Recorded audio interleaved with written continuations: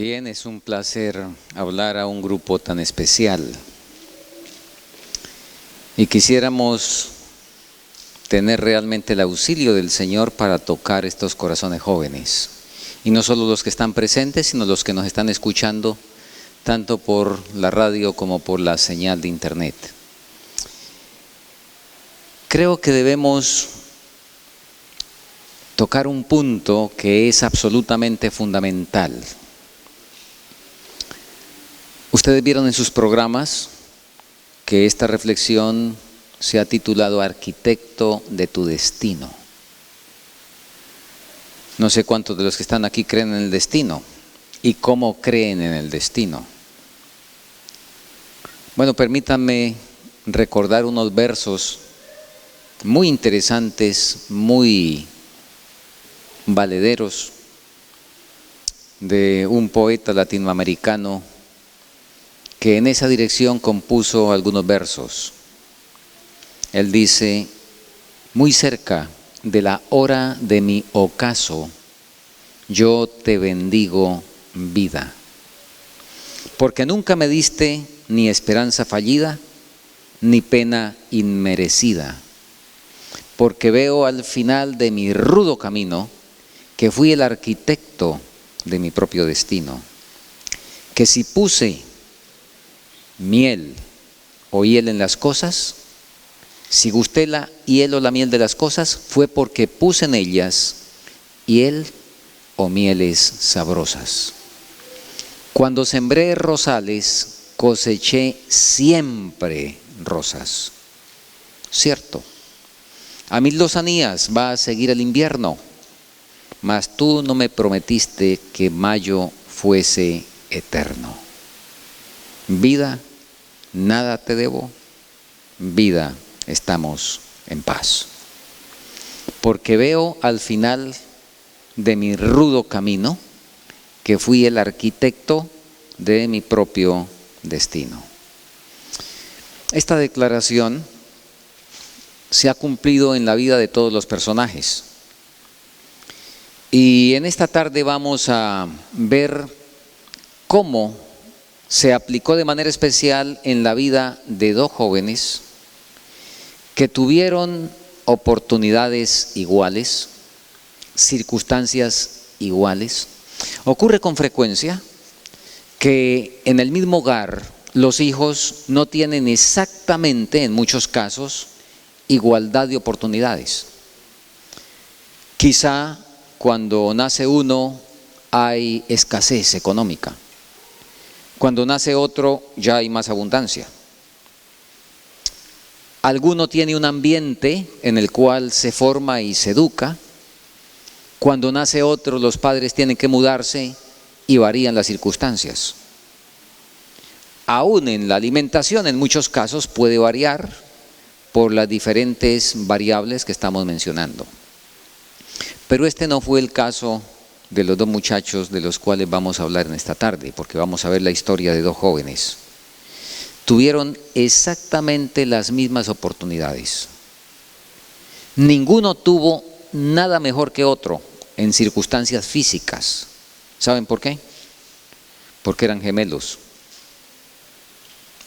Entonces había una igualdad cuanto puede serlo en todo el sentido de la palabra. Sin embargo, ellos tomaron rumbos distintos. Y tomaron rumbos distintos no solamente en este mundo, porque eso en gran medida es normal, que un joven tome una profesión, otro tome otra, se ocupen en la vida en oficios distintos. Así es de que lo difícil, diríamos, o lo que estuvo lamentable, no es que hayan tomado rumbos distintos de las ocupaciones comunes aquí en la tierra y elecciones diferentes para este mundo, sino que tomaron rumbos distintos que se perpetuarán por toda la eternidad. Uno de ellos, su nombre se va a perpetuar por toda la eternidad en la persona de sus hijos. Tuvo 12 hijos y los nombres de esos hijos estarán en las puertas de la Nueva Jerusalén. El otro, sencillamente, escogió una vida fácil, o la vida que parecía más fácil aquí, y será alguien que se va a perder por toda la eternidad. Bueno, ustedes sin duda ya dedujeron, los que han leído la Biblia, que son todos, de quienes estamos hablando. Vamos a ir a la Biblia. Génesis capítulo 25. Y a mirar de una manera concreta y puntual la historia de estos dos muchachos. Génesis 25, y leamos a partir del versículo 20. Y era Isaac de edad de 40 años cuando tomó por mujer a Rebeca, hija de Betuel, arameo de Padan Aram, hermana de Labán, arameo. Y oró Isaac a Jehová por su mujer, que era estéril. Y lo aceptó Jehová y concibió Rebeca su mujer. Y los hijos luchaban dentro de ella, y dijo, si es así, ¿para qué vivo yo? Y fue a consultar a Jehová. Y le respondió Jehová, 2 naciones hay en tu seno, y 2 pueblos serán divididos desde tus entrañas. El un pueblo será más fuerte que el otro pueblo, y el mayor servirá al menor. Cuando se cumplieron sus días para dar a luz, he aquí había gemelos en su vientre. Y salió el primero rubio, y era todo velludo como una pelliza, y llamaron su nombre Jacob. Después salió su hermano, trabada su mano al calcañar de Esaú, y fue llamado su nombre Jacob. Y era Isaac de 60 años cuando ella los dio a luz. Interesante que estos gemelos fueron hijos de una pareja especial y fueron producto de la oración, no producto de un accidente o no producto del impulso de los padres. Fueron resultado de la oración. Así es de que tuvieron un origen muy especial, distinto de la gran mayoría de orígenes de muchísimos de los que hemos nacido durante la historia de esta tierra, ¿verdad? Y esta mañana hicimos un apunte en relación con la escuela de Sansón. Bueno, el Señor tiene poder para hacer cualquier cambio, pero estos hijos fueron afortunados porque los padres no se casaron como egresados de la escuela de Sansón. Ustedes recuerdan, Isaac oró. Isaac a los 40 años se sometió a que el papá le consiguiera la esposa. Imagínense ustedes. Y muy interesante, cuando Dios dirige las cosas. ¿Y por qué la escogió Eliezer, que fue el comisionado para escogerle la esposa a Isaac? ¿Qué cualidades, qué títulos? ¿Qué medidas de reina? ¿Qué prominencia entre la gente? ¿Qué posición social? ¿Cuáles fueron las condiciones para conseguir la esposa? Y este hombre sabio en el temor de Dios, oró también y fue escogida por cómo sirve. Fue una prueba de servicio. La Biblia habla de una belleza física. Y es que el Señor en su gran bondad, pues cuando alguien se somete a Él, el Señor da más de lo que estaba pensando, ¿verdad? Así es de que no está previsto aquí Abraham cuando comisionó a Eliezer para buscarle esposa a su hijo que tenía 40 años, ¿verdad? No le hizo una serie de recomendaciones a nivel físico, a nivel económico, a nivel social, a nivel académico. Las recomendaciones fueron que fuera alguien que tuviera el temor de Dios. Lo demás vendría por añadidura. Así es que eran unos padres que podían tener unos hijos que ya traían una influencia y algo especial desde el vientre. Y nacieron este par de muchachos. Sin embargo, ellos tomaron rumbos realmente distintos. Y nosotros seguimos leyendo en el versículo 27, que dice lo siguiente: y crecieron los niños, y Esaú fue diestro en la caza, hombre de campo, pero Jacob era varón quieto que habitaba en tiendas. No da muchos detalles la Biblia, pero están ahí insertados en pocas expresiones una gran cantidad de cosas que si tuviéramos el discernimiento las veríamos en las cortas frases de la historia de estos dos muchachos. Y cuando no tenemos, y por no tener la visión que debiéramos tener, fue que el Señor, y esta mañana comentamos, que el Señor que nos dio lentes para poder leer, y leer de una manera mucho más provechosa. Así es que voy a leer con el lente estos versículos que acabamos de leer en la Biblia. El versículo 27, y dice así: Esaú, vamos a ver primero a Esaú, se crió deleitándose en la complacencia propia y concentrando todo su interés en lo presente.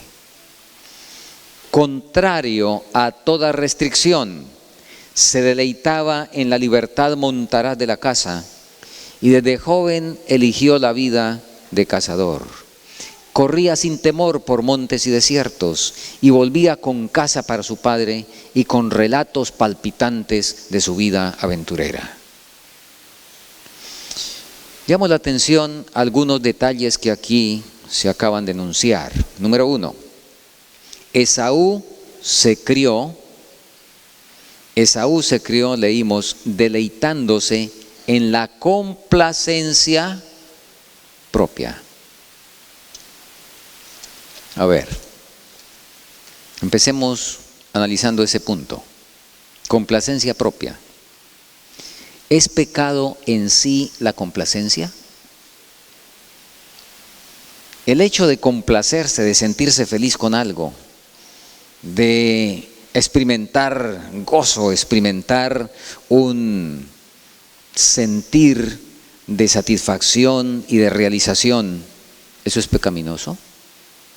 ¿La complacencia en sí? Si fuera pecado la complacencia, entonces Dios sería pecador. Porque cuando Jesús se bautizó, se escuchó una voz del cielo que dijo ¿qué? Este es mi Hijo amado en el cual tengo ¿qué? Complacencia, en el cual me complazco. Así es que Dios quiere que nos complazcamos. Nos creó, entre otros regalos, nos dio el regalo de la complacencia para que lo experimentáramos cuando nos creó. ¿Quieren saber otros regalos que el Señor nos dio? Y a ver, esta mañana leímos una cita donde hablaba de que la senda que conduce al cielo es demasiado angosta para que por ella transiten los carruajes de comodidad y los ricos la recorran pomposamente. ¿Recuerdan? Pregunto, ¿es pecado el deseo de riquezas, de tener riquezas?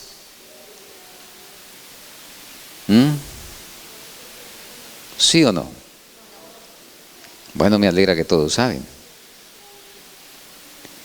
Efectivamente, en Consejos sobre mayordomía cristiana, la página 155, dice textualmente: el deseo de riquezas es una propensión original de nuestra naturaleza puesta por Dios.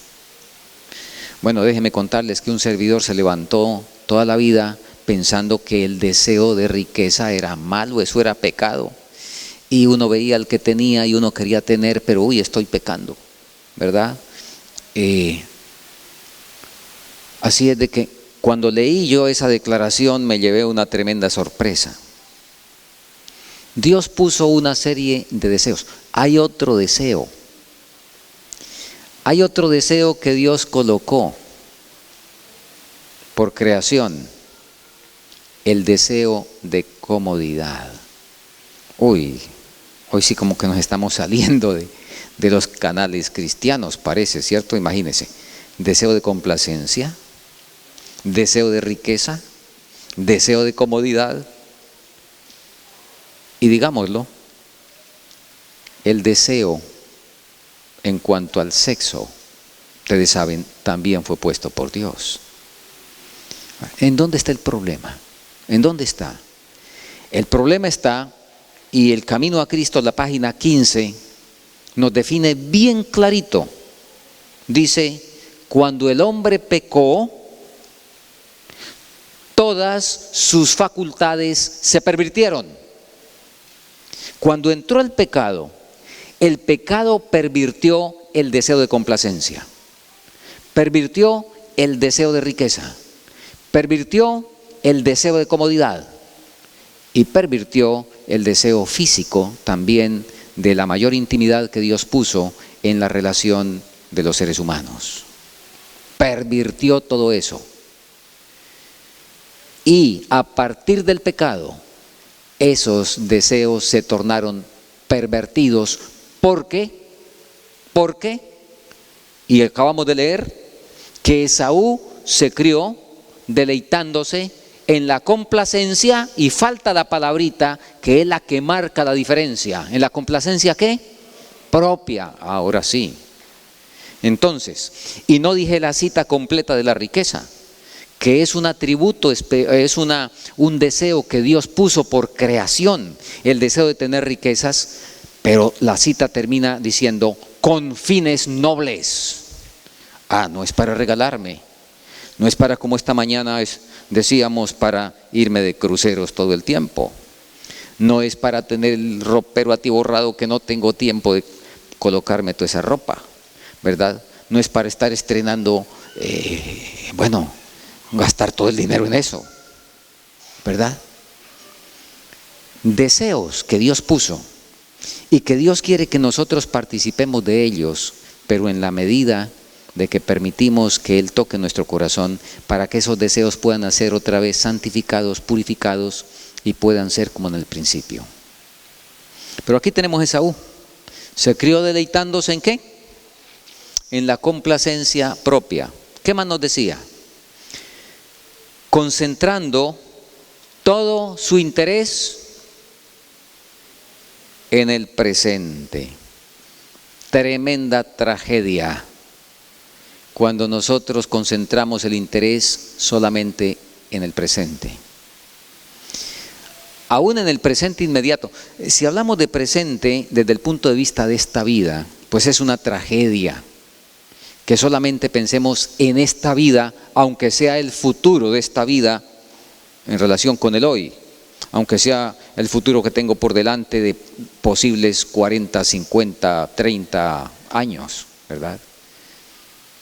Pero mucho más cuando se trata de pesar el presente que tenemos en este mundo con el presente que Dios nos ofrece por toda la eternidad. Ahora, sigo leyendo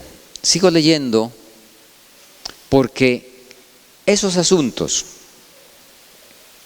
deleitándose en la complacencia propia, colocando todo su interés en el presente. Y hay otro elemento que leímos otro elemento, contrario a toda restricción.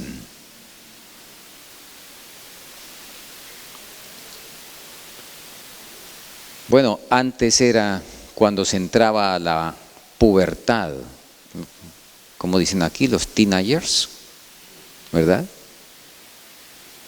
Antes cuando se entraba a la adolescencia, entonces era que las cosas se complicaban. Ahora ahora se complican desde el nacimiento, ¿verdad? Y desde el nacimiento los niños son contrarios a toda restricción. Yo no sé si los muchachos que están aquí le agradecen al papá y a la mamá cuando tienen ganas de salir con los amigos una noche y la mamá le dice que no. Ay, mamita, van y le dan un abrazo y un beso. Gracias porque tú piensas en nuestro bien. Yo no sé. Ojalá que sea así, pero tengo serias dudas. Tengo serias dudas. Esaú era contrario a toda restricción. Y para él la felicidad, a ver si seguimos leyendo, hubo resultados de esas situaciones y Esaú entonces no amaba la devoción, ni tenía inclinación hacia la vida religiosa. Las exigencias que acompañaban a la primogenitura espiritual eran para él una restricción desagradable y hasta odiosa. El muchacho que le resulte fastidiosa y odiosa la restricción de los papás, por supuesto que le va a resultar también fastidiosa la restricción que Dios hace en su palabra. Por supuesto que sí. Eso fue lo que pasó con Esaú, ¿verdad? La ley de Dios, la condición del pacto divino con Abraham, era considerada por Esaú como un yugo servil, inclinado a la complacencia propia, ya lo vimos. Nada deseaba tanto como la libertad para hacer su gusto para él. Y tomen nota de esto, jóvenes, y todos, ¿verdad? Tomemos nota de esto. Para él, miren la lista, el poder, la riqueza, los festines y el alboroto constituían la felicidad. Se jactaba de la libertad ilimitada de su vida indómita y errante. Ese era Esaú. Y tenía las mismas influencias que Jacob, pero fue tomando decisiones diarias y eso por supuesto se fue acumulando y trajo finalmente los resultados que vamos a repasar juntos. Ahora, de otro lado, vamos a leer lo de Jacob. En la Biblia leímos que Jacob era varón quieto, que habitaba en tiendas. Y un poco más explicado eso, lo tenemos en las siguientes palabras. Jacob, reflexivo, aplicado y cuidadoso, pensando siempre más en el porvenir que en el presente. Óigame, que un muchacho, pero gracias al Señor los hay, y espero que sean ustedes, que piensan más en el porvenir que en el presente. Jacob, reflexivo, aplicado, cuidadoso, pensando siempre más en el porvenir que en el presente, se conformaba con vivir en casa. ¿A qué edad le gusta a usted salir de la casa? Bueno, cuando eso no iban a estudiar todos los días, así es de que estaban en la casa. ¿Cuánto tiempo estuvo Jesús en la casa? ¿Sí se acuerdan? 30 años. Y estuvo sujeto a José hasta que José se murió. ¿Cuánto tiempo estuvo Juan el Bautista en casa? También 30 años, porque era a los 30 años que se era maestro. Antes de eso, la cultura judía no admitía maestros. Así es de que Jesús y Juan tuvieron que esperar para sencillamente entrar dentro del marco de su ambiente y no ir contra un asunto que causaría choque. Estaban preparados desde mucho antes, pero tuvieron que esperar hasta los 30 años para hacer su manifestación pública y ejecutar su ministerio.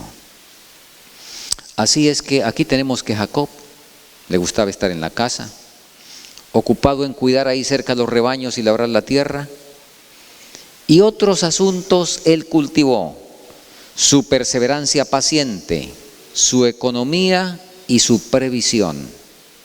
Sus afectos eran profundos y fuertes, y sus gentiles e infatigables atenciones contribuían mucho más a su felicidad que la amabilidad bulliciosa y ocasional de Esaú.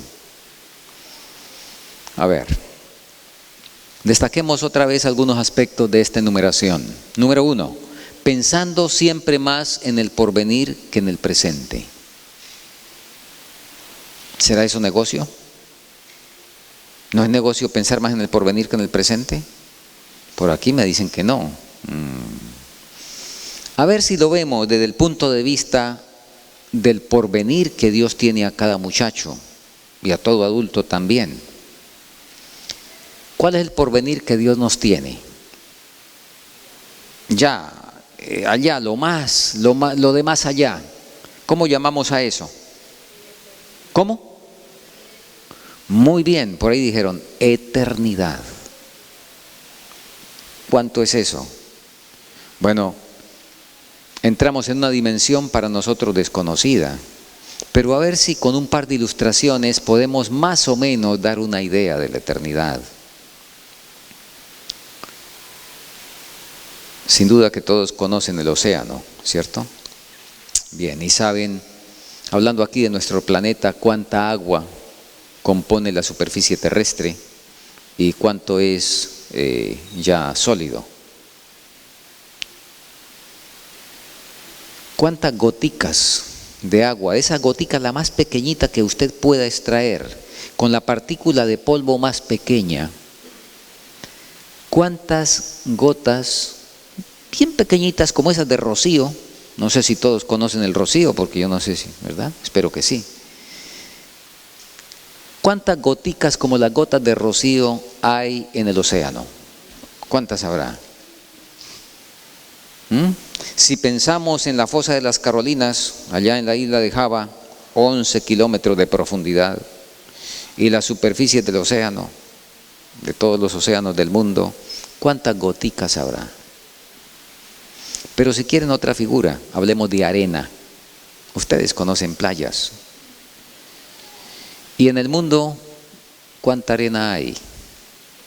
¿Cuánta arena hay en las playas del mundo? Usted recorre, para citar un caso aquí en nuestro continente americano, en el sur, en Sudamérica, usted recorre en avión más de 2 horas y media, desde Lima hasta Santiago de Chile, y usted va por encima de pura playa prácticamente a la orilla del mar, ¿verdad? El desierto del Sahara tiene 10 millones de kilómetros cuadrados. Y eso para citar 2 puntos nomás del planeta. ¿Cuánta arena hay en todas las playas, en todas las riberas de los ríos, en todas las montañas del mundo? ¿Cuántos granitos de arena habrá? Usted toma una puñada así de la arena más fina y fácilmente ahí hay un par de millones de granos de arena. ¿Cuánta hay en el mundo? Pues el tiempo que ustedes tienen aquí y que yo tengo también aquí, si el tiempo nos diera para 80 años y tomar lo que dice el Salmo 90, los días de nuestra edad son 70 y en los más robustos 80. Algunos viven 100. Este año mi suegro cumplió 100. Y hay gente ahora que bordea los 100, pero tomemos 80 años. Ese tiempo que tenemos aquí es como la gotica de rocío o como el grano de arena frente al océano o frente a toda la arena del mundo. Llamemos a eso la eternidad. Y ahora Dios nos dice, aquí tienes este granito, administrelo. Aquí tienes esta gotica, administrela bien. Y del uso que haga de ese granito, de esa gotica, te voy a dar toda la arena del mundo, te voy a dar todo el agua del océano. Vas a disfrutar de toda la eternidad. ¿Valdrá la pena pensar más en el porvenir que en el presente? ¿Valdrá la pena? Yo no sé si les gusta viajar. ¿Sí les gusta viajar o no? Supongo. Y no sé a dónde han viajado, sin duda aquí han viajado de diferentes maneras, depende de la edad y muchas otras cosas.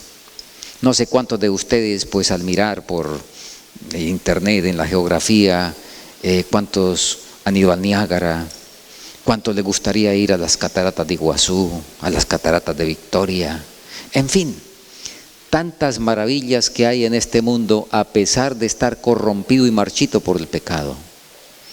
¿Y eso qué es comparado con los viajes intergalácticos? ¿Eso qué es comparado con viajar por las nebulosas, las estrellas, los cuásares, los agujeros negros, etcétera? En lo cual se invertirá toda la eternidad en unos goces tan distintos de los que tenemos aquí, con las incomodidades que a veces hay que pasar para tener ratos de solaz y de esparcimiento. ¿Vale la pena la eternidad? ¿O cómo vale la pena pensar más en el porvenir que cuándo? Que en el presente. ¿Saben? Son los niños. ¿Conocen los niños? Ustedes fueron niños, ¿no? Son los niños los que por sus arrebatos y sus impulsos no pueden pensar más en el porvenir que en el presente. Y lo aceptamos en los niños. Si usted toma un niño regular, que le gustan mucho los dulces, los chocolatines, ¿verdad? En fin, los caramelos. Y si usted le dice al niño, aquí tiene 5 caramelos hoy. Y aquí tiene 50 caramelos que se los va a dar dentro de 5 días. Y estoy hablando de un ejemplo nocivo. Pues desde el punto de vista de la salud es mejor que reciba los 5 hoy que no reciba los 50 dentro de 5 días, ¿verdad? Pero ustedes me entienden lo que quiero decir. Usted le dice al niño que escoja entre los 5 caramelos hoy o 50 caramelos dentro de 5 días. ¿Y qué creen que va a hacer el niño? ¿Qué va a hacer? ¿Qué mañana? ¿No le interesa mañana? No, le interesan los 5 de hoy. Porque le interesa es atenderse ¿cuándo? Ya. ¿Y la complacencia propia cuándo? Ya. No solo el mal de la complacencia propia, sino que tiene que ser ya. Bueno, ese fue Esaú. Jacob fue distinto. Estamos leyendo que él pensando más en el porvenir que en el presente. Muy bien. Eso produjo los resultados en el carácter.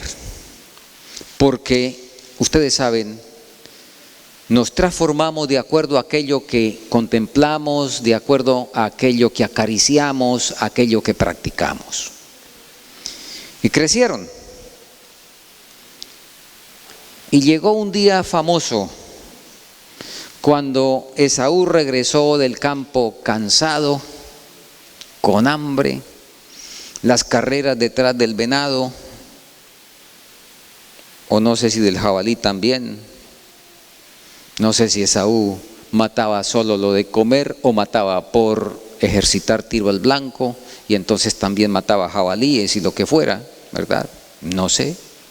Se me ocurre pensar que le gustaba practicar. Y sin duda que era muy buen tirador, no tengamos la duda de eso. Así es que regresó Esaú un día cansado, con hambre. Y Jacob tenía ya listas a punto de comer, recién bajadas del fuego. ¿Qué tenía? Unas lentejas. Y el adobo, o ¿qué le decimos? Bueno, la sazón. Lo que se le había echado a esas lentejas despedía un aroma exquisita, provocativa. Y ahora Esaú, ¿qué le dice a Jacob? deme lentejas. Ahora, hemos dicho hasta ahora buenas cosas de Jacob. Yo no conozco a todos estos muchachos, yo sé que son buena gente, pero les quiero decir algo. Yo sé que ustedes, igual que Jacob, no son hijos de la Inmaculada Concepción. ¿Saben qué es eso? Traemos problemas en nuestra naturaleza y lamentablemente esos problemas son atizados por la inexperiencia, por la falta de consagración y entrega de nuestros padres, por el medio, etc. Así es de que Jacob desde que nació, dice la Biblia que salió agarrado del calcañar de Esaú. Y eso traía un significado, el que suplanta. Y Jacob vino con una tendencia, dentro de sus tendencias negativas, no sé cuántas más tenía, porque la naturaleza pecaminosa no es un detalle, ojalá fuera un solo detalle, pero es un conjunto, es todo un paquete. Así es de que destacado, lamentablemente, en la vida de Jacob, era su tendencia ¿a qué? A engañar. Ahora, interesante, a Jacob le interesaba muchísimo la primogenitura y le interesaba mucho, no por los aspectos del dinero, porque recuerden que el hijo mayor heredaba el doble, ¿verdad?, de lo que heredaba cualquier otro. A Jacob no le interesaba eso, sino le interesaba era la primogenitura espiritual. El ser el progenitor del Mesías, el ser el sacerdote de la familia, el ofrecer el culto matutino y vespertino, eso era lo que anhelaba Jacob de la primogenitura. Que a Esaú eso era lo que no le interesaba, porque de la primogenitura, ¿qué era lo que le gustaba a Esaú? Así es de que ahora se llega el día de las lentejas. Esaú le dice a Jacob, deme las lentejas. Y Jacob, que andaba ideando y andaba al acecho de cómo obtener la primogenitura, porque su mamá le había contado que el ángel les había dicho que el menor sería el que recibía la primogenitura. Entonces Jacob decidió ayudarse y ayudar al Señor, igual que hizo Abraham antes de eso, igual que había hecho el abuelo, ¿verdad? Así es que Jacob de una vez se le prendió la chispa. ¿Y qué le dijo a Esaú? Hagamos un trueque, primogenitura por lentejas. Y Esaú, y aquí la inspiración nos dice, Esaú pasó la crisis de su vida sin saberlo. Ese día pasó Esaú la crisis de la vida, pero él lo que vio es unas lentejas. ¿Y qué tienen que ver las lentejas con toda una vida? ¿Qué tienen que ver? Es que nosotros no vemos lo que Dios ve y no calibramos lo que Dios calibra y no tenemos la balanza para pesar como Dios pesa. Así es que Esaú dijo, bueno, y de una vez pensó, mi hermano me dice que le venda, todo lo que se vende pues se compra porque por eso me lo están comprando, pues bien, yo se la vendo hoy y después si decido pues la vuelvo a comprar, porque como estaba con la mentalidad del dinero y pensaba que las cosas se arreglaban con dinero y no le interesaba la parte espiritual ni la veía en su dimensión, pues creyó que era un asunto de compra y venta. Y entonces, ningún problema, le vendió la primogenitura, hicieron el trato entre ellos. Tremenda situación. Esaú pasó la crisis de su vida sin qué. Estamos diciendo, la crisis de su vida sin saberlo.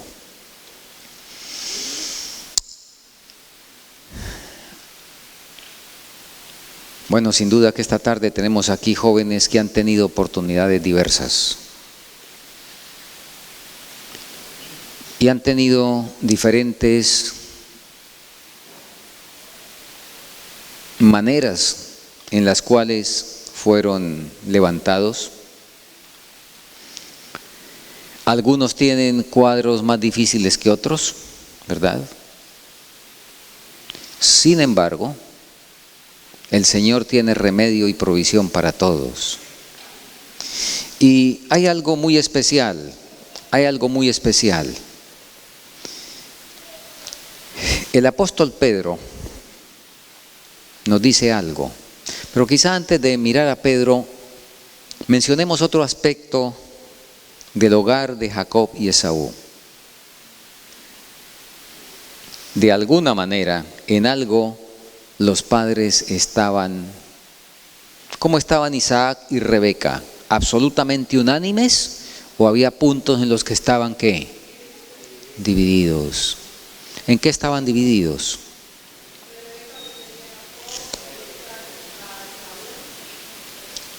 ¿Quién tenía razón en este caso? Rebeca tenía razón.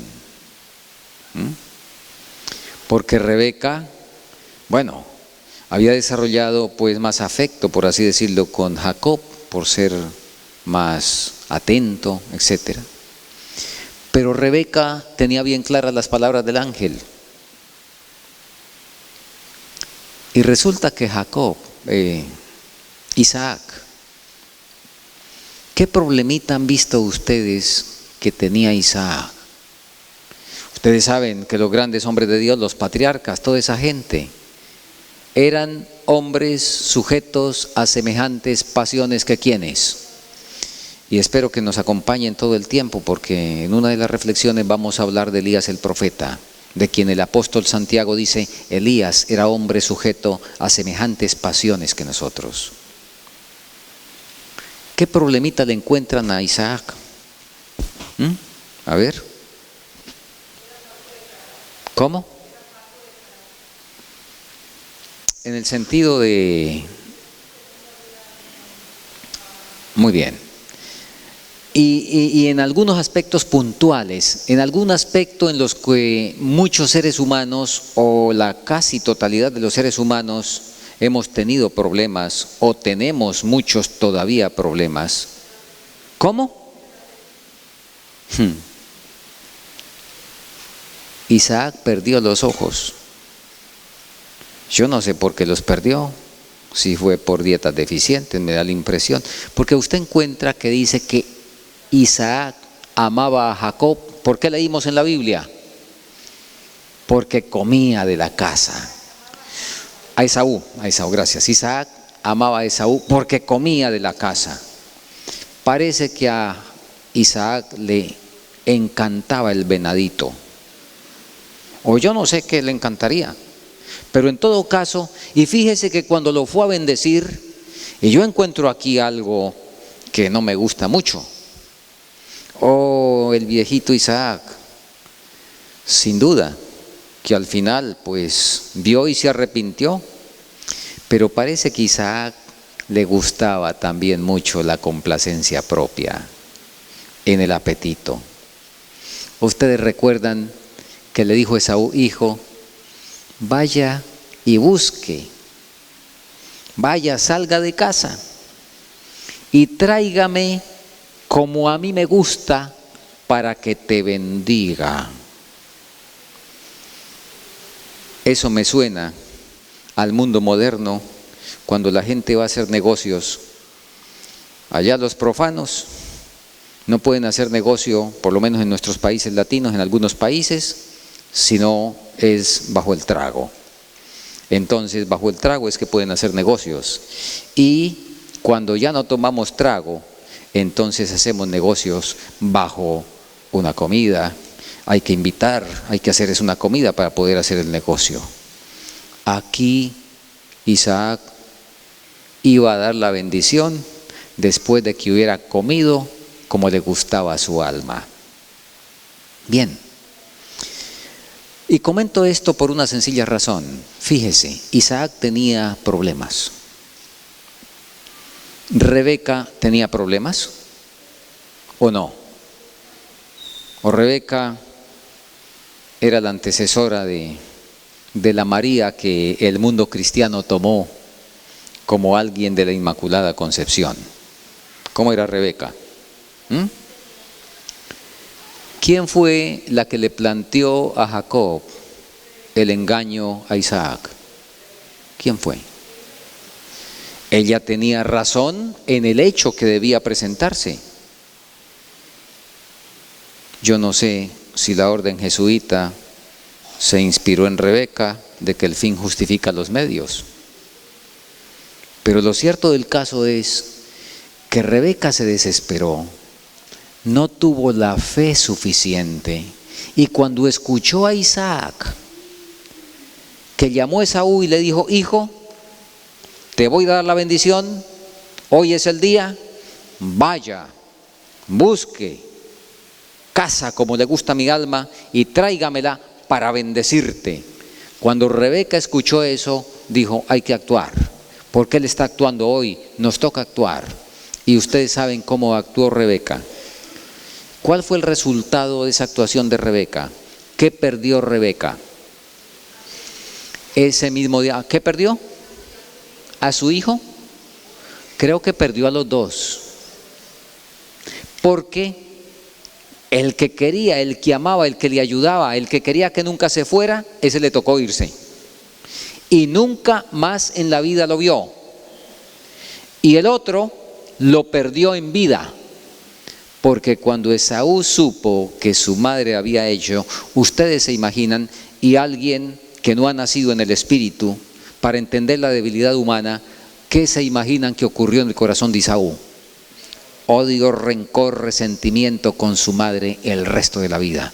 De hecho, la Biblia dice que luego de eso fue y tomó unas mujeres de las que no le gustaban a la mamá y fueron amargura de espíritu, dice, para Isaac y Rebeca. ¿Correcto? ¿Por qué comento esto? No es para echarle el agua sucia a Isaac y a Rebeca. Es, jóvenes, y aquí está el mensaje para ustedes, es porque el apóstol Pedro nos dice, en la primera epístola, nos dice una verdad que ningún joven debería olvidar. Primera de Pedro, capítulo 1, versículo 18, nos dice lo siguiente: sabiendo que fuisteis rescatados de vuestra vana manera de vivir, la cual recibisteis de vuestros padres. Ningún ser humano que ha nacido después del pecado ha quedado libre en algún grado de este problema. 1:18. No hay ninguna pareja que haya cumplido a perfección absoluta, de modo que no hayan legado a sus hijos algún tipo de vana manera de vivir en algún momento de la vida.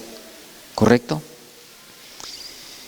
Y esperamos que los jóvenes entiendan, porque si no entienden este fenómeno, se van a resentir con los papás. Se van a resentir porque no les dieron o por lo que les dieron de manera equivocada. Y los padres lo han hecho con la mejor intención. Yo recuerdo en mi niñez, cuando mi madre podía, me daba unas tortillas de huevo de 3 o 4 huevos y lo hacía con todo amor. ¿Qué estaba haciendo? Me estaba matando con mucho cariño, con todo el mejor deseo, ¿verdad? Bien, y eso para hablar de una cosa, por así decirlo, muy inocente, comparado con algunos problemas y algunas deficiencias de orden moral y espiritual.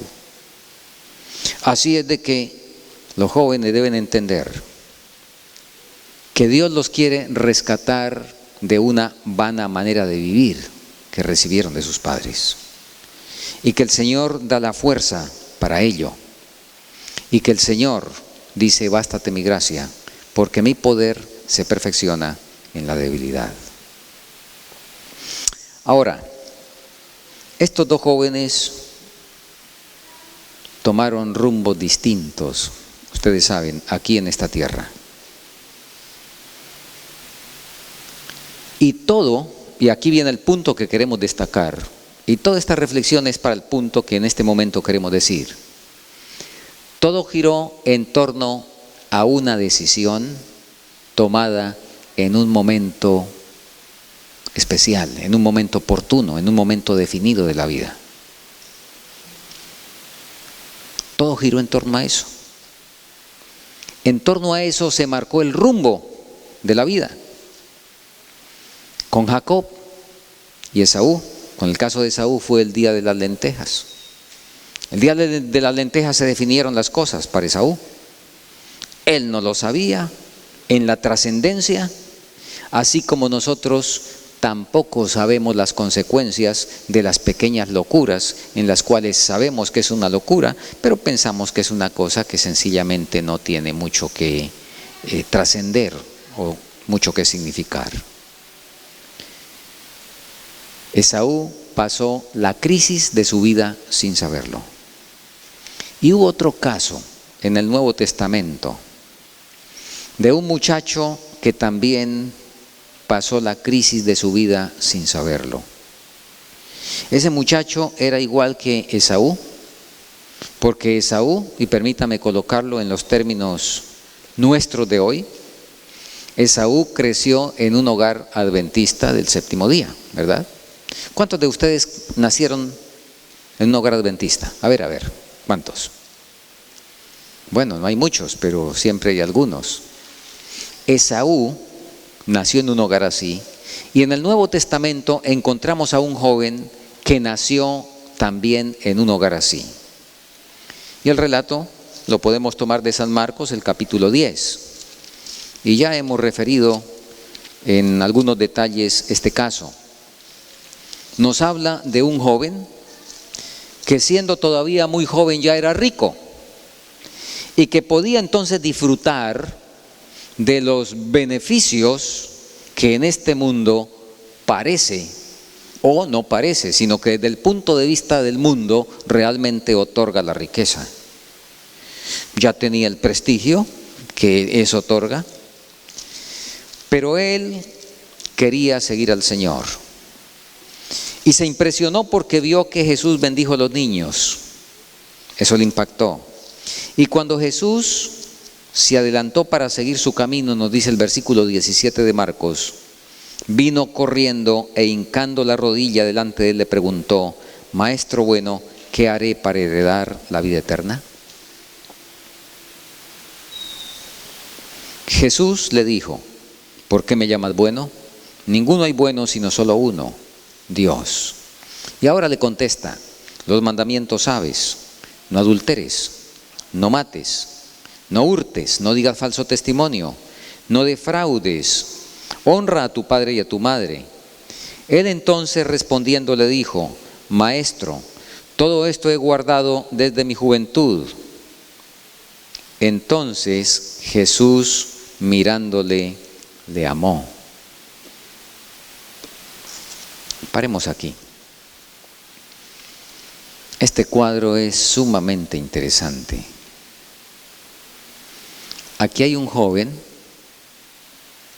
que quiere el mundo venidero. Un joven que quiere el mar, que quiere la arena del mundo, en nuestra ilustración, pero quiere disponer en la gotica de agua que hoy tiene, o el granito de arena, y quiere disponer como él se sienta más cómodo.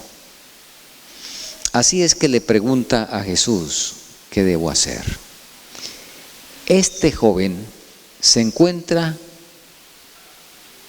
en ese momento en una situación que él no sabe, pero Jesús sí la sabe.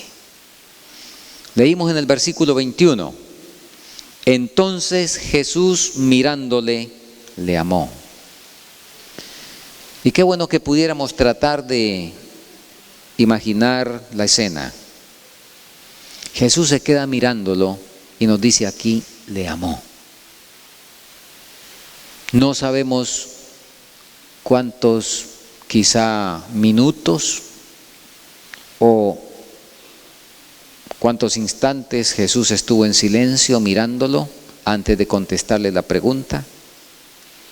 Y en esa mirada estaba el ágape, el amor divino.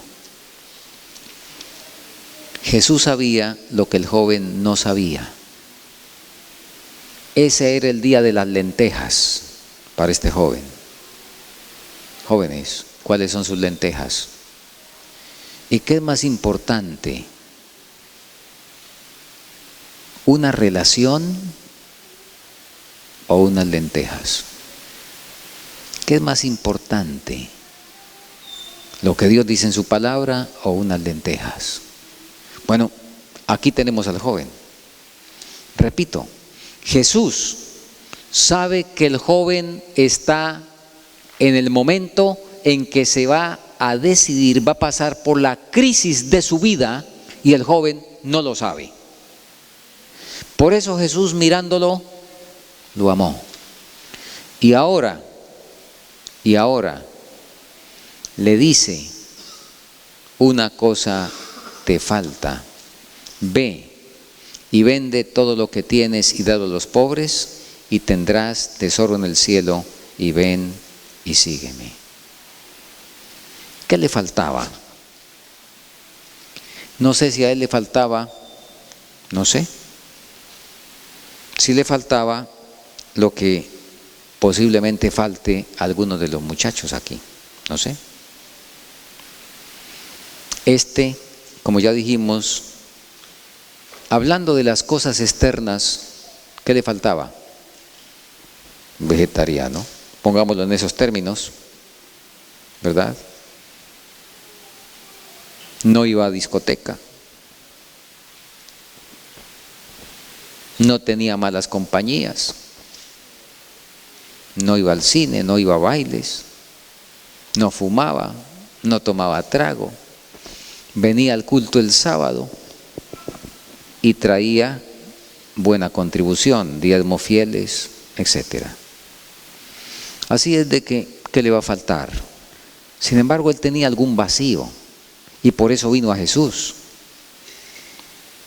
Y ahora Jesús le dice, una cosa te falta. Y como dijimos esta mañana, creo que este versículo, de manera más concreta y práctica y real en la experiencia, Jesús le dijo, dame, hijo mío, tu corazón. Le faltaba decidirse por completo por el Señor y entregarle el corazón. Muchos hacen cualquier sacrificio, y estoy citando algo que dice la sierva del Señor en Testimonios tomo 4, la página 88. Muchos hacen cualquier sacrificio menos el que deben hacer. Hacen todo lo demás menos el que deben hacer, que es entregar la voluntad al Señor. Dame, hijo mío, tu corazón. Y como ya dijimos, el Señor se lo dijo en el lenguaje que él pudiera entender y que le fuera evidente que sus actos externos religiosos no tenían ningún valor para la vida eterna. Tenían buen valor para ser anciano de iglesia. Tenían buen valor para ocupar un cargo. Tenían un valor para tener un renombre social religioso. Pero él preguntó, ¿qué debo hacer para tener la vida eterna? Y Jesús le dijo, ¿qué era lo que debía hacer para tener la vida eterna? Ahora, cuando Jesús le dijo esto al joven, ustedes se imaginan, una bomba estalló en la cabeza del joven. Quedó aturdido, sonámbulo, diríamos zombie. Quedó aturdido. Y cuando se recuperó un poco del aturdimiento y que parece que recobró la memoria, entonces, como tenía buena memoria porque comía apenas 2 veces al día, como buen judío, y eso ayuda a la memoria, Entonces se acordó. Bueno, él pensó que se acordó. Y vino a su mente la historia de los patriarcas, como esta mañana referíamos. Y él pensó que se debía, repito, a su buena memoria, y no detectó que esos pensamientos le estaban siendo inoculados por la serpiente antigua, la misma que le ayudó a Eva en el Edén. A ver, repasemos un poquito, repasemos. ¿Qué pasó allá en Génesis 3? Ustedes recuerdan lo que Dios había dicho. Recuerdan que la serpiente era el animal más bello y volaba. Y Eva le llamó la atención la serpiente, se fue detrás de la serpiente. Y de pronto la serpiente voló y se posó en el árbol prohibido y allá llegó Eva. En el camino, cuando iba detrás de la serpiente, la inspiración nos dice que ella sintió una sensación cuando se dio cuenta que su esposo no estaba con ella. Y Dios les había dicho que anduvieran siempre juntos. Pero estaba tan bonita la serpiente y la siguió hasta el árbol. Y cuando la serpiente se posó, la inspiración nos dice que Eva, extasiada, vino a su mente un pensamiento: ¿por qué sería que Dios nos prohibió comer de este árbol? Y la serpiente, como adivinando sus pensamientos, entonces le habló. ¿Y qué le dijo? De modo que Dios os ha dicho, ¿verdad? Ahí en Génesis 3, a ver con qué expresión está en sus Biblias. En la mía dice así: con que Dios os ha dicho, no comáis de todo árbol del huerto. ¿Qué quiere decir eso? ¿Con qué? Me contaron por ahí. Me contaron por ahí. ¿Es verdad que Dios les dijo? Tengo una pregunta, me disculpa, con todo respeto. Me contaron por ahí que Dios dijo que no comieran de todo árbol del huerto. ¿Es eso cierto? Y la mujer entró en conversación con la serpiente. Y el resultado es que nosotros estamos aquí mirando a ver cómo arreglamos ese problema en nuestras vidas. ¿Sí? Muy bien. Ahora, ese que ayudó a Eva a tener reflexiones, cuando el Señor le dice al joven rico: dame, hijo mío, tu corazón, y se lo dice en la forma que puede entender: vende todo lo que tienes. Igual, cuando el joven se recupera un poco del aturdimiento, entonces viene a su mente un pensamiento, y permítame decir que la serpiente se acercó y dijo: bueno, yo pasaba de casualidad por aquí y me pareció escuchar que el maestro le dijo que vendiera todo y se lo diera a los pobres. ¿Escuché bien? El joven rico aturdido dice: sí, escucho bien. Si me permite, le doy algunos elementos de juicio para que pueda decidir mejor. ¿Recuerda a Abraham? Riquísimo. ¿Y Dios le pidió que vendiera todo y le diera a los pobres? Y sin embargo, era amigo de Dios y padre de la fe. ¿Y recuerda a Isaac? Heredó todas las riquezas de Abraham y las multiplicó. Y tampoco Dios le pidió que vendiera todo y se lo diera a los pobres y él se quedara sin nada. ¿Y recuerda a Jacob? Heredó lo que venía de su abuelo, de su papá. Y cuando tuviera una diferencia con su hermano, para contentar a su hermano, y eso que venía de forastero de Mesopotamia, y tuvo para darle un regalito de 550 animales. ¿Cuánto valen 550 animales? Entonces, para un regalito de ese tamaño, ¿cuánto tenía? Pero para no hacer largo el discurso, recuerde de Job, el más rico del mundo de su tiempo. Y a ninguno de ellos el maestro le dijo que vendiera todo y se quedara sin nada. El maestro es buena gente. O el maestro sana a los enfermos, cura a los paralíticos, los hace caminar, a los cojos también, devuelve la vista a los ciegos, le da de comer a la gente cuando vienen en esa hambre de conocer la palabra del Señor, les da de comer, multiplica los panes y los peces. Ese maestro es buena gente, de verdad que sí, pero con todo respeto, en este caso creo que el maestro se equivocó con usted y no está siendo equitativo, no está siendo justo. Le dejo esos datos para que pueda decidir sabiamente.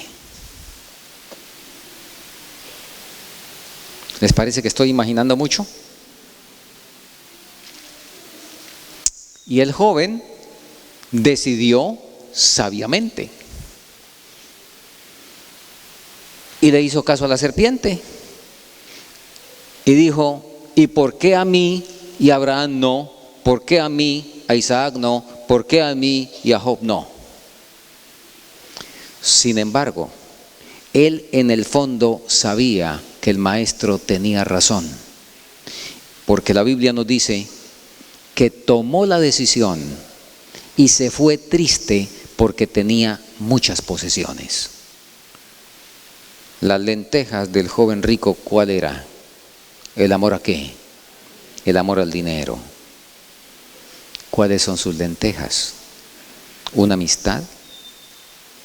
¿Cuáles son las lentejas? ¿Un novio o una novia que no busca las cosas del Señor? ¿Cuáles son sus lentejas?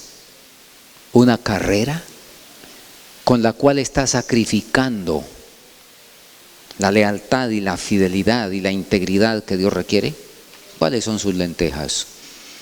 El mundo ofrece cualquier cantidad de lentejas en todas las formas, tamaños y colores, para todos los gustos. Quiero terminar contándoles una historia de un hombre, un muchacho que tomó una decisión extraordinaria. Pero yo creo que conviene que antes de que contemos la historia de Guillermo Borden, leamos algo que se nos dice en relación con otro joven, del cual no vamos a hablar muchos detalles porque ustedes estarán de pronto hastiados de escuchar tanto mencionar a José y a Daniel, ¿cierto? Oh, y no hay más. Y todo el tiempo nos presentan a José y Daniel.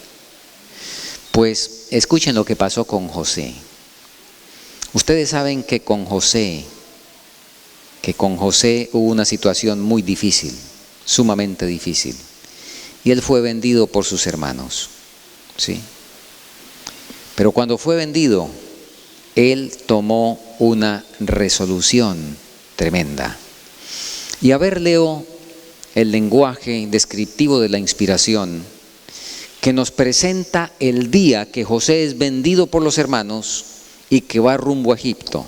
Dice así: José y sus amos, y dice mientras tanto, los hermanos la túnica la tomaron y la untaron con sangre de un cabrito que mataron. Mientras tanto, José y sus amos iban camino a Egipto.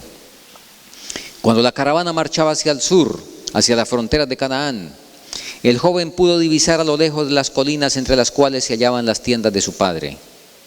Lloró amargamente al pensar en la soledad y el dolor de aquel padre amoroso. Con el corazón palpitante pensaba en qué le reservaría el porvenir. Qué cambio de condición. De hijo tiernamente querido había pasado a ser esclavo menospreciado y desamparado. Solo y sin amigos, ¿cuál sería su suerte en la extraña tierra a donde iba? Durante algún tiempo, José se entregó al terror y al dolor sin poder dominarse. Entonces, en la providencia de Dios, aún esto había de ser una bendición para él. Aprendió en pocas horas lo que de otra manera le hubiera requerido muchos años. Dejemos ahí a José un momento. Y vamos a Guillermo Borden. Guillermo Borden, un muchacho que no vivió hace 2000 años como el joven rico, pero tenía posiblemente riquezas más que el joven rico.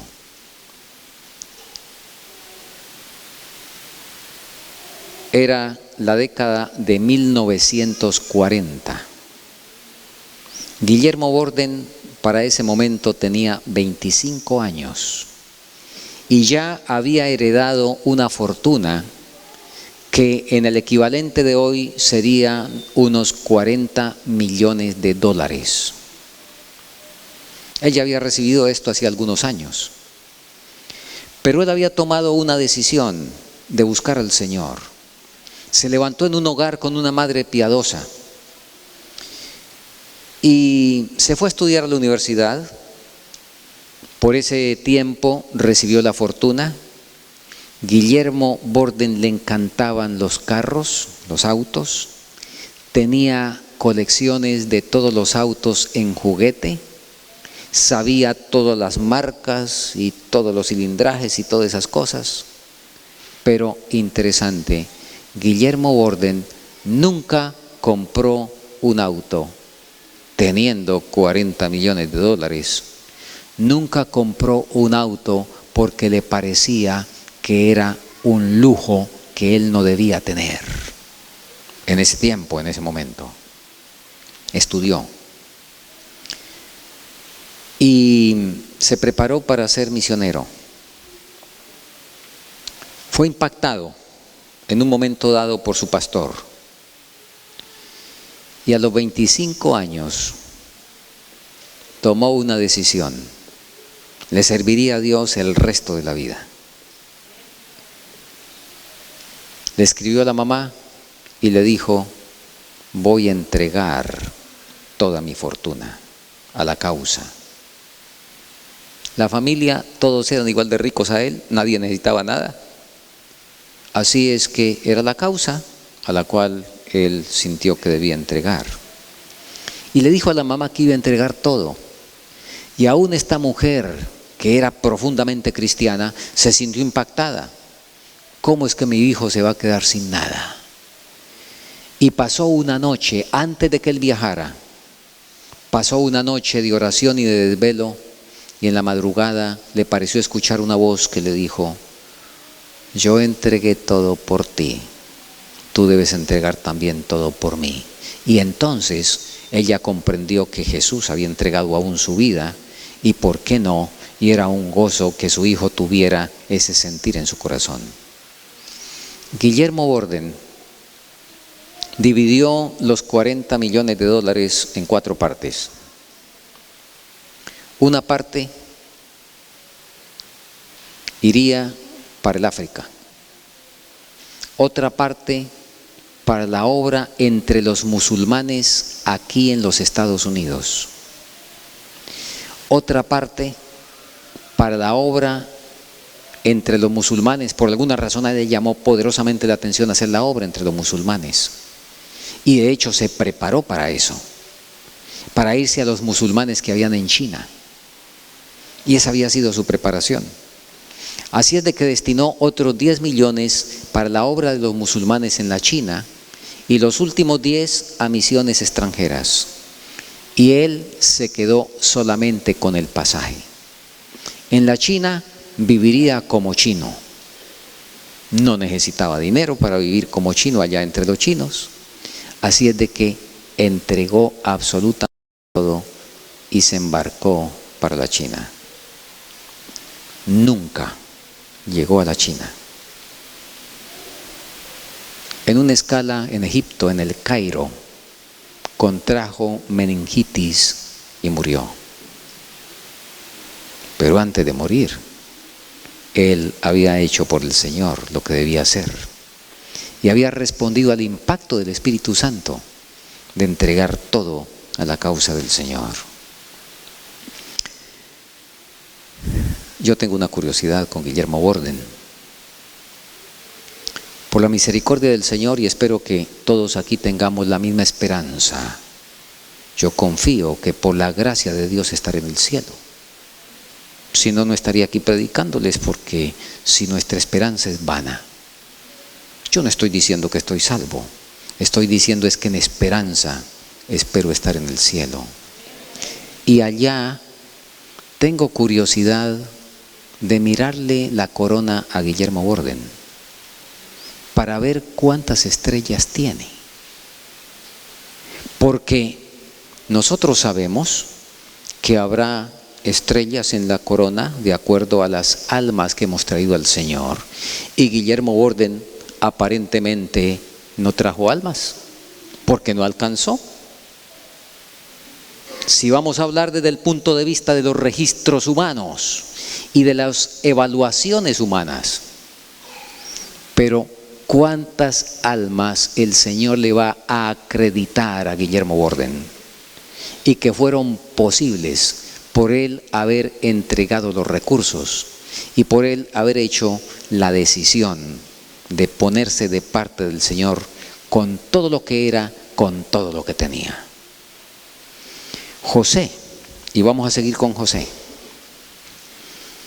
Ese día del camino a Egipto, escuchen lo que pasó con José. Leímos hasta aquí. En la providencia de Dios, esa venta de él como esclavo había de ser una bendición para él. Aprendió en pocas horas lo que de otra manera le hubiera requerido muchos años. Entonces, luego de un tiempo, de unas horas, que lloró, y no sé si le tocó y si iría caminando, era lo más seguro, que no iba subido en un camello, posiblemente caminando y encadenado, pero en esa circunstancia, entonces sus pensamientos se dirigieron al Dios de su padre. En su niñez se le había enseñado a amarle y temerle. A menudo en la tienda de su padre había escuchado la historia de la visión que Jacob había presenciado cuando huyó de su casa desterrado y fugitivo. Se le había hablado de las promesas que el Señor le hizo a Jacob y de cómo se habían cumplido. Cómo en la hora de necesidad los ángeles habían venido a instruirle, a confortarle y a protegerle. Y había comprendido el amor manifestado por Dios al proveer un redentor para los hombres. Ahora, todas estas lecciones preciosas se presentaron vivamente ante él. Oh, qué hermoso, jóvenes, qué hermoso que en un momento de la vida se nos presenten estas visiones en vez de la visión que tuvo Eva junto al árbol del conocimiento de la ciencia del bien y del mal. En vez de los pensamientos que tuvo el joven rico cuando se le pidió lo que debía hacer para heredar la vida eterna. ¿No les parece que es mucho mejor esto? Entonces, todas esas lecciones preciosas ahora se presentaron vivamente ante él. José creyó que el Dios de sus padres sería su Dios. Y escuchen, por favor, escuchen esto. Entonces, allí mismo, en esa condición no cómoda como la que ustedes tienen ahí, bien sabrosos sentados, en esa condición de esclavo, sin duda que encadenado, allí mismo se entregó por completo al Señor y oró para pedir que el guardián de Israel estuviese con él en el país a donde iba como desterrado.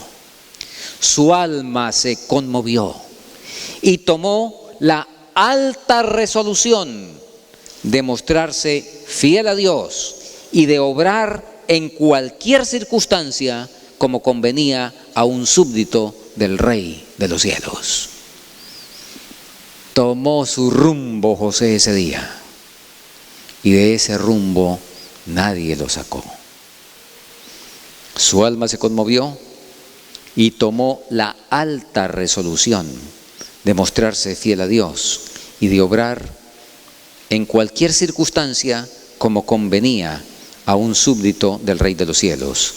Serviría al Señor con corazón íntegro, afrontaría con toda fortaleza las pruebas que le deparara su suerte y cumpliría todo deber con fidelidad. La experiencia de ese día fue un punto decisivo en la vida de José. Su terrible calamidad lo transformó de un niño mimado que era en un hombre reflexivo, valiente y sereno. Punto decisivo de la vida. ¿Cuándo?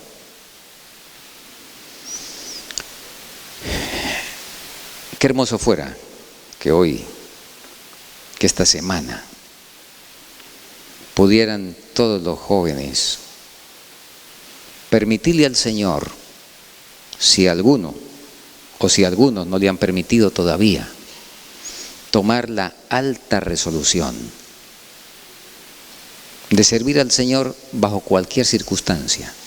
Es una decisión. José tomó esa decisión y esa decisión fue la que lo mantuvo, ¿verdad?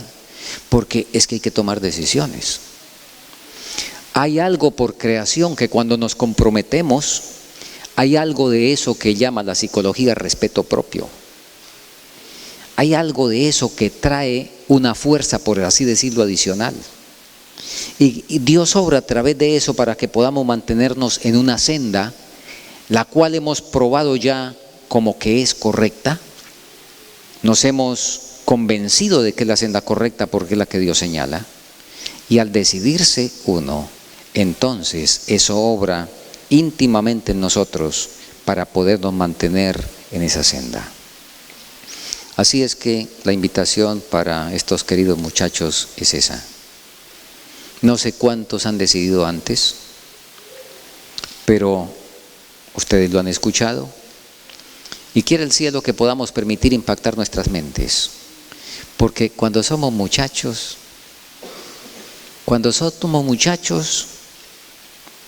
no creemos que el mundo se va a acabar y pensamos que nosotros somos indestructibles.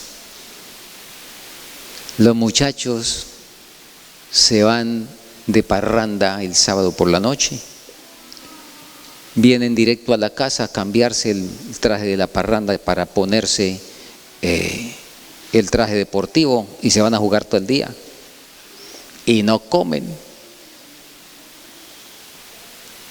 Creen que son indestructibles, ¿correcto?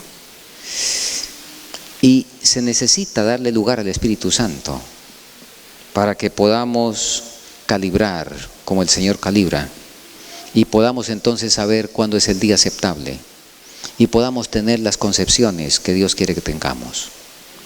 Así es que todo comienza, repito, con una decisión. Es con una decisión como nos colocamos en el camino. José la tomó en un momento oportuno. Y aquí veo jovencitos de 14, de 15, qué sé yo. Qué hermoso poder tomar esas decisiones temprano.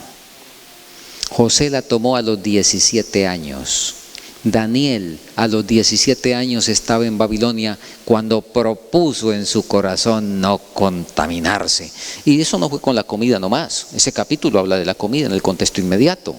Pero no fue con eso que Daniel propuso no contaminarse. La comida es sumamente importante, pero finalmente al lado de los aspectos morales, pues casi que diríamos que es pequeño el asunto. No, Daniel se propuso no contaminarse con nada. Y fue por haberse propuesto eso, al igual que José, que pudo escribirse la historia que tenemos hoy y que seguimos teniendo como un motivo de estímulo para nuestros tiempos difíciles, después de 2000 años de escrita esa historia. En el caso de más de 2000 años, tanto de José como de Daniel, 3000 años, 2500 años. El Señor nos ayude. ¿Y qué les parece?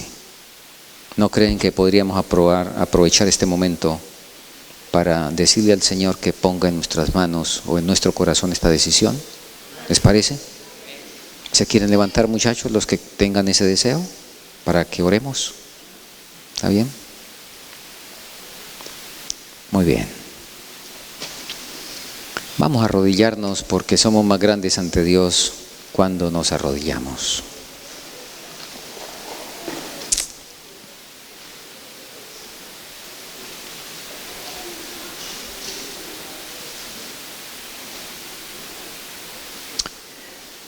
Querido Padre Celestial, agradecemos por la luz que nos has dejado a través de las páginas santas de tu palabra. Agradecemos por la orientación que das a los jóvenes especialmente, para que en el vigor de la vida puedan decidir aceptar tu plan para sus vidas en vez de sus propios planes. Te agradecemos porque tú has prometido dar mucho más abundantemente de lo que pedimos o entendemos. Y porque tu palabra nos muestra los resultados de quienes se decidieron por ti, contrastado con los que se decidieron contra ti. Tú conoces el sentir de cada uno de los jóvenes aquí presentes. Tú sabes qué están pensando, tú sabes hasta dónde han permitido que tu Espíritu toque sus vidas. Te agradecemos por quienes así te están permitiendo y también por quienes quizá en el momento no experimenten de la misma manera, pero que de igual manera su mente de algún modo ha sido tocada y tu Espíritu quiere aprovechar ese conocimiento para en un momento y en un lugar que tú sabes tocar ese corazón. Sabemos que el día es hoy, que es el día aceptable, el día de salvación. Oh Señor, que las resoluciones tomadas puedan ser fijadas en nuestra memoria, en nuestro corazón. Podamos agradecerte por las invitaciones que nos haces y por el tiempo extra que nos has concedido antes de que cierre la gracia.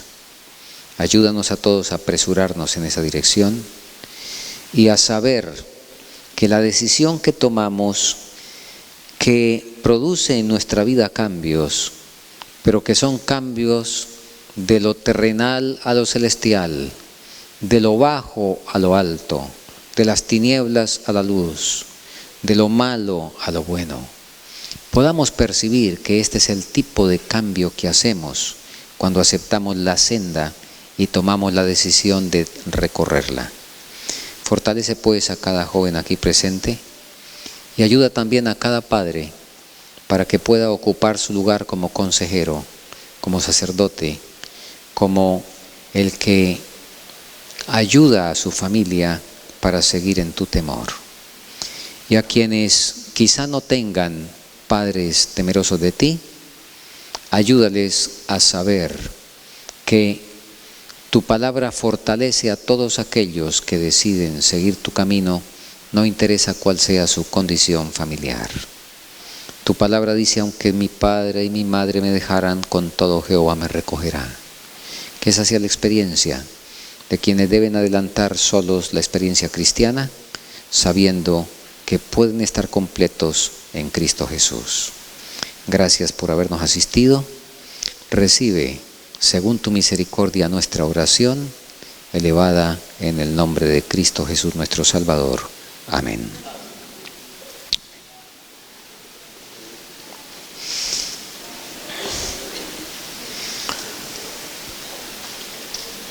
Bien, hermanos, quiero decir algo más para todos y no sé si será un asalto en el que este momento voy a hacer. No sé si será un asalto, Pastor Orlando. Creo que no, porque yo algo le dije. Lo que pasa fue que se lo dije así muy de paso y rápido y en un ambiente de muchas otras decisiones, así es de que no sé cuánto él lo recuerde, pero yo lo recuerdo que se lo comenté. Le dije al pastor la idea de que tuviéramos esta semana una semana especial de ayuno y oración y que pudiéramos tener un ayuno por lo menos esta semana, y qué hermoso que les guste, con todos los motivos tan hermosos que tienen de oración, qué hermoso que pudieran seguir lo que voy a proponer en este momento, comenzar en esta semana. Y a ver si les cuento, me permiten unos minuticos, les cuento la experiencia que tuvimos en Colombia. Hace año y medio, allá tenemos congresos campestres cada 6 meses, en el lugar donde un servidor vive. Nos hemos congregado hasta 600 personas en campamentos. Y de pronto vino a mi mente una idea. Dentro de este marco del reavivamiento y reforma, dije, ¿por qué no hacemos algún asunto que pueda ser bien significativo? Así es que en un congreso les propuse a los hermanos que tuviéramos ayuno durante todos los 6 meses hasta el próximo congreso, sin parar el ayuno. ¿Cómo? Bueno, de hecho hay diferentes clases de ayuno. Y de hecho yo espero que toda esta congregación está en ayuno todos los días. ¿Sí? Y ustedes saben cómo. En este día de la expiación, porque estamos en el día de la expiación, recuerden que en el antiguo Israel, el que no ayunara el día de la expiación era cortado. Nosotros estamos en ayuno desde en día de la expiación, desde 1844. Quiere decir, y más con la luz que ahora tenemos, que debemos vivir en ayuno 7 días a la semana, 365 días al año. ¿Cómo hacemos? Bueno, todos ustedes saben. Consejo sobre el régimen alimenticio, página 221 y 223, dice que el ayuno verdadero que debe recomendarse a todos es la abstinencia de todo alimento perjudicial y el consumo sabio de los alimentos buenos que Dios ha provisto. Y cuando usted adopta ese régimen, entonces está ayunando todos los días. Así es de que yo espero que estén todos ayunando todos los días, y los que no, pues que le permitan al Señor entrar en ese ayuno en el día de la expiación, porque en el día de la expiación los israelitas deben ayunar. Está bien que no ayunen los filisteos, ni los amorreos, ni los heteos. Y en el día de la expiación el heteo que no ayunaba, no pasaba nada. Y el amorreo que no ayunaba, y el cananeo que no ayunaba, no pasaba nada. Ellos no conocían esa palabra de día de la expiación. Pero el israelita que no ayunara en el día de la expiación era cortado de la comunión de Israel. Igual pasa hoy en el día de la expiación antitípico. El israelita, escuchen bien, el israelita que no ayune en el día de la expiación, es mejor que reconsidere el asunto, porque en el día de la expiación todo israelita debe ayunar. ¿Está bien? Pero bueno, no estoy hablando de ese ayuno. Estoy hablando de otro junto con ese. La hermana White dice, de ahora hasta el fin del tiempo debemos dedicar días especiales al ayuno y la oración. Ese ayuno que ustedes conocen, que ya es el abstenerse de alimento o usar algún alimento bien sencillo y dedicar ese día especialmente a la oración, etcétera, ¿verdad? Estamos hablando de esos días especiales de ayuno, no del ayuno general de todos los días. Entonces les cuento. Dije, bueno, vamos a ayunar en el ayuno particular durante estos 6 meses. Así es de que distribuimos a los hermanos, pues se reúnen por grupos, son varias congregaciones. Entonces la congregación de Irving va a ayunar del 1 al 30 de enero. Y entonces los hermanos de Irving se reparten. Bueno, el 1, yo ayuno, el 2, fulano, el 3, cada uno voluntariamente dice, yo ayuno en este día. De modo que todos los días hay alguien ayunando. Y para febrero ayunan los hermanos de Texas, de Dallas. Así es de que nos repartimos. Fue una experiencia muy, pero muy bonita. Yo les había dicho que por favor a los dirigentes de grupos o de iglesias pequeñas, que quería tener la lista del hermano que estaba ayunando en el día para darle una llamada y poder conversar juntos en ese día del ayuno. me llevé tremendas sorpresas. Mi sugerencia había sido que ayunaran personas, y con esa sugerencia se fueron. Pero cuando pedí la lista al grupo de Irving, entonces me dijeron: el domingo primero ayuna la familia Pedroso, el 2 la familia, el 3 la familia. Estaban ayunando por familias. ¡Oh, qué hermoso! Y de remate, el último día, entonces va a ayunar toda la congregación. Llamo al otro grupo. Me dicen: empezamos nuestro turno con una vigilia y terminamos con ayuno toda la congregación.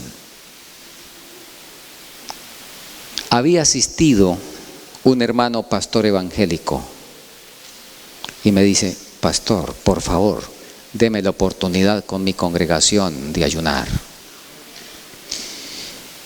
Descubrí que yo estaba predicándoles todos los sábados una serie que tengo de muerte a vida, de justificación por la fe.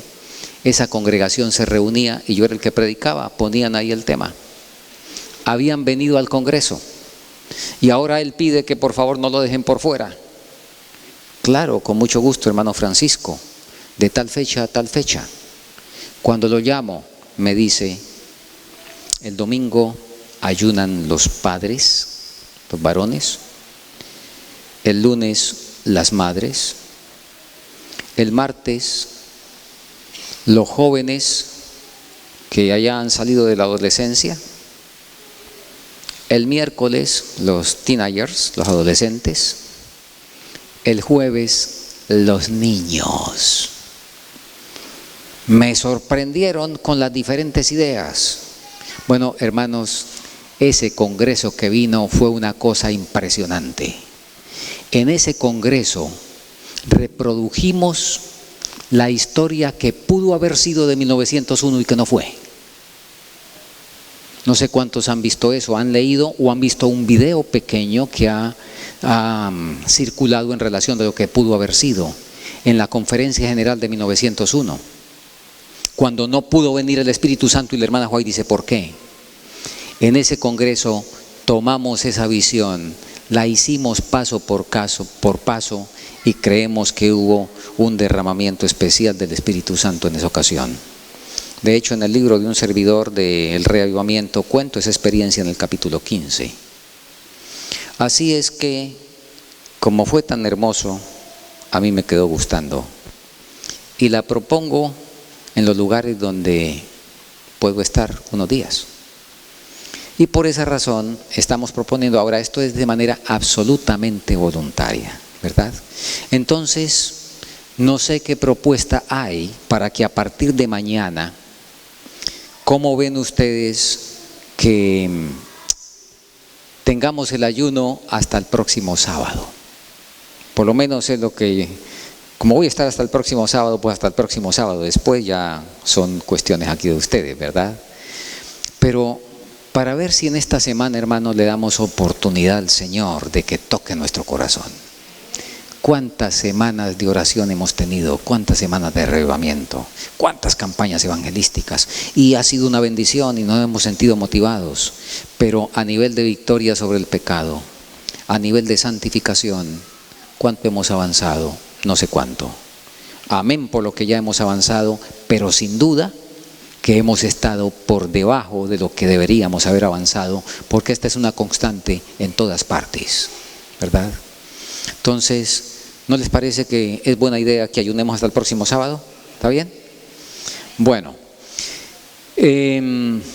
no sé si hacerlo por personas que voluntariamente, y pastor, no sé si hacerlo, pues yo creo que en este momento, porque si vamos a empezar mañana, pues toca hacerlo de una vez, ¿verdad? Muy bien. Ahora, se me ocurre algo. Y a ver, vamos a hacerlo. Por eso dije antes, espero que no sea un asalto, ¿verdad? ¿Qué les parece si nos repartimos y, por ejemplo, mañana empezamos ayunando los que debemos dar ejemplo, los líderes. Ahora, voluntariamente, y a ver, alguno puede tener alguna situación de salud o etcétera, o sencillamente pues no participa en el momento del deseo.